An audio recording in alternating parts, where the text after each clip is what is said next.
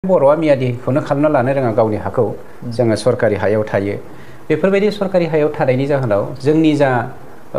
बायलाय फानलायनि बेबस्था बे बायलाय फानलायनि बेबस्थाया आं नोंथां दखल खालामनाय सरकारि हाखौ आं बायनानै लायोब्लाबो सरकारनो जोङो माखासे माबा होबानांगौ मा होनो रेभिनिउ फाइन बायदि होबावनो गोनां जायोमोन बर' हारिया जारिमिना मोनहासयै समनिफ्रायनो रायजो जाबोनाय मोनसे हारि जोङो जुदि लिंगुइस्टिक सार्भेखौ खालामो आरो इन्डियान जा फिलसफारफोर बिथांमोननि बुंनाय बायदि संस्कृत इज द मादार language of all the languages होननानै बुंदों आरो बिनि जोनोमखौ फ्राय 10,000 इयार्स होननानै बुंदों ओमफ्राय मोनसे बाथ्राया दिनै जारिमिनगिरिफ्रा रोखा जे आर्यफ्रा भारताव फैनायनि सिगांनो अनार्यफोर इनक्लुडिं द मंगलियान ब्रान्चनि जेसेबां जोंनि बड' फोलेरनि मानसिफोर दङ बिसोरो आर्यफोर फैनायनि बेसेबांबा हाजार बोसोरनि सिगांनो फैनाय जों बे संस्कृत लेंगुवेजखौ स्टाडि खालामनानै बुङोब्ला जोङो जेराव हिस्ट्रिया बेखौ मोनहास'वाखै अब्लाबो बिथांमोननि आर्यफोरनि जा संस्कृत रावनि सायावहाय होलांनाय बेखेवथि बेखौ नायोबा जोंनि बैसोआ 13,000 बोसोरनि बैसो आरो जुदि बिथांमोननि जा माने सलन्थाइमा पुरान बेदफोरनि माबाखौ फरायना नायोब्ला जोंनि बैसोआ जोङो दिनै 5,000निफ्राय 7,000 बोसोर बैसो गतिके जोंनाव मोनसे सानगोथि मोनसे साननाय दङ माने बेखौ जोङो इनफिरियरिटि कमप्लेक्स होनगोन ना सुपेरियरिटि कमप्लेक्स होनगोन आं बुंनो हाला जे बर'आ गोदोनिफ्रायनो जुग जारिमिना मोनहासयै समनिफ्रायनो बे हालामाव रायजो जादों गतिके बे हाया जोंनिखा जोंनो मानो हानि फोरमान बिलाइ नांगौ बेफोरबायदि साननाय हनाया बर'नियाव गोरलैयैनो फैयो जायनि जाहोनाव हानि फोरमान बिलाइखौ मावना लायनो रोङैयाव जाहोनाव दिनैसिमबो बर' हालामाव जोंनि सरकार फैनायनि सिगां मानव गेदेर प्रमद बर' बिथांनि दैदेननायनि सरकार फैनायनि सिगां फ्राय 66% बर' हारिया लेन्डलेस BTC आवनो खिन्थु गुबुन मोनसे जाहोना आरो बेनोबाव जे जोंनियावहाय जा लेन्ड एक्ट अफ 2019 बेफोरजों लोगोसे बिसिनि सिगांनि जेसेबां जोंनि आयेनफोरखौ नायोब्ला जों मोननो हायो जे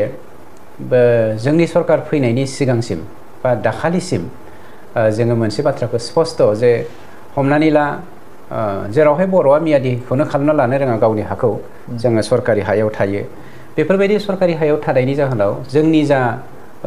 बायलाय फानलायनि बेबस्था बे बायलाय फानलायनि बेबस्थाया आं नोंथां दखल खालामनाय सरकारि हाखौ आं बायनानै लायोब्लाबो सरकारनो जोङो माखासे माबा होबानांगौ मा होनो रेभिनिउ फाइन बायदि होबावनो गोनां जायोमोन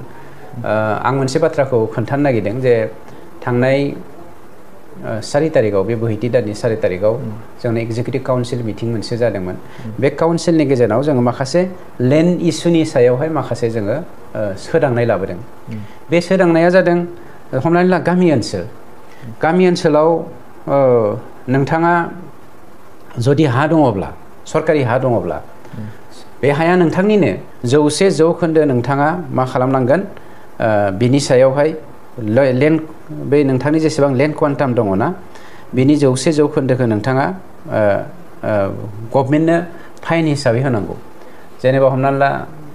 नोंथांनि न'आ बेंटलाव नोंथाङा बिगासे हा दङ बेयो सरकारि हा बे हाखौ नोंथाङा मियादि खालामनो नागिरदों जुदि बै समावहाय नोंथांनि हाया मियादि खालामनाय टाइमाव नोंथांनि हानि भेलुआ जुदि जनेल भेलुआ जुदि 5 लाख जायोब्ला STनि थाखाय 75% नोंथाङा होनांगौ अर्थात 75,000जों 5खौ सानजाब्ला बेसेबां जागोन बेखौ नोंथाङा होनांगौमोन ओमफ्राय जेनेरेलनि थाखाय 5 लाख बा बे 5 लाखखौनो नोंथाङा गभर्नमेन्टनो होनांगौ जायोमोन खिन्थु दिनैनि दिनाव जुदि नोंथाङा गामि ओनसोलाव थानाय मानसिफ्रा ST SC फिजिकेलि उइक डिसेबोल पार्सन आरो फिसाय थैजानाय उइद' रान्दि जोंनि बिमाफोर बिसोरो जुदि हाखौ नोंथाङा नामजारि खालामनो नागिरदोंब्ला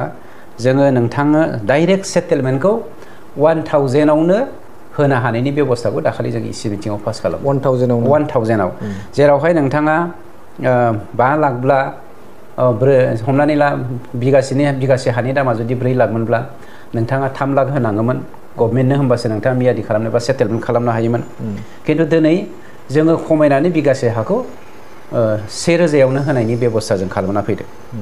बेखौ जोङो जेनेरेलनोबो 1000 होदों ST SC गासिबो PWD विडोनोबो जोङो 1000 होनाय जादों थामहिनबा जाय हाखौ जोंनि बर'फोरा बा जोंनि बिटिआरनि मानसिफोरा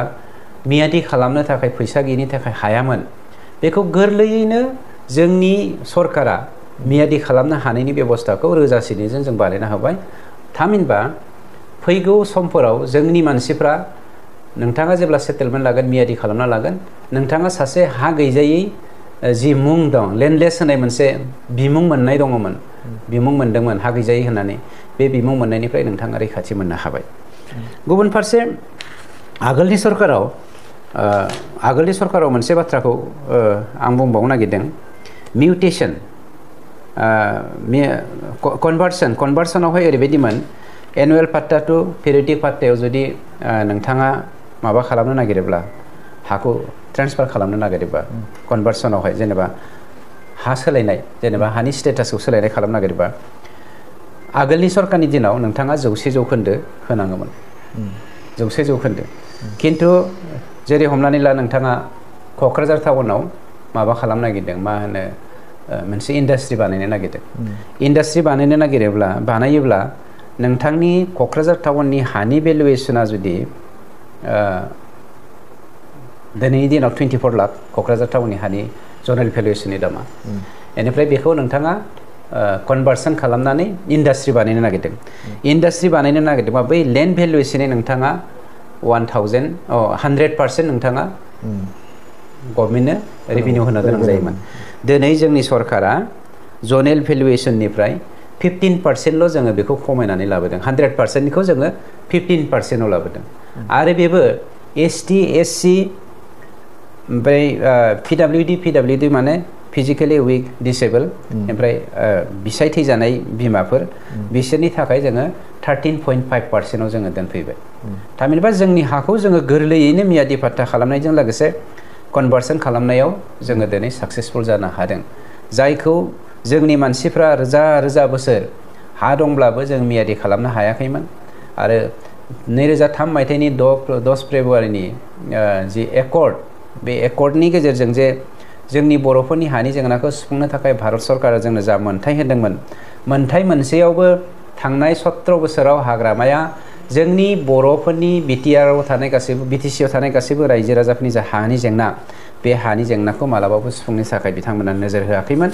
आरो बे हानि जेंनाजोंनो गफबना थानायनि थाखायनो जोंनि गेजेराव मिसआन्डारस्टेन्डिं जालायनायजों लोगोसे उदै नारलायनाय दाङाबाजि आरो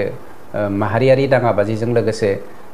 मा होनो बर' अना बर' पलिटिकेल कनफ्लिक्ट फैनानै जोंनि जे मोन्थाय बे मोन्थायनिफ्राय जों जानगाराव थानो गोनां जादोंमोन